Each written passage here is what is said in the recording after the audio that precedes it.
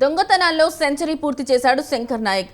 జల్సాలకు అలవాటు పడి వరుస చోరీ చేస్తున్న యువకుడిని ఓయూ పోలీసులు అరెస్ట్ చేసి 9 లక్షల విలువ చేసే సొత్తు స్వాధీనం చేసుకుని రిమాండ్కు తరలించారు.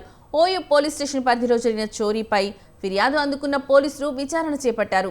ఎల్బీ నగర్లో ఉన్న శంకర్ నాయక్ను మరో వ్యక్తిని పోలీసులు అదుపులోకి తీసుకుని విచారించారు.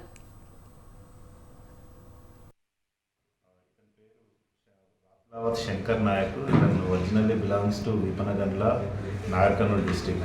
బట్ అక్కడ ఉండకుండా ఇక్కడ హైదరాబాద్కి వచ్చేసి ఇతను ప్రీవియస్ కూడా ఒక అటెంప్ట్ మర్డర్ కేసులో ఇన్వాల్వ్ అయినాడు. తర్వాత ఈ దొంగతనాలకు అలవాటు పడి దాదాపు ఇప్పటి వరకు 75 వరకు హౌస్ బర్గ్లరీస్ చేశాడు. అంటే హౌస్ బ్రేక్స్ చేసేసి దొంగతనం చేశాడు. రీసెంట్గానే జస్ట్ 15 డేస్ బ్యాకే జైలు నుంచి రిలీజ్ అయ్యాడు. రిలీజ్ అయిన తర్వాత కూడా జస్ట్ వితిన్ ఈ స్పాన్ ఆఫ్ టైంలోనే 4 కేసులలో ఇన్వాల్వ్ అయ్యాడు.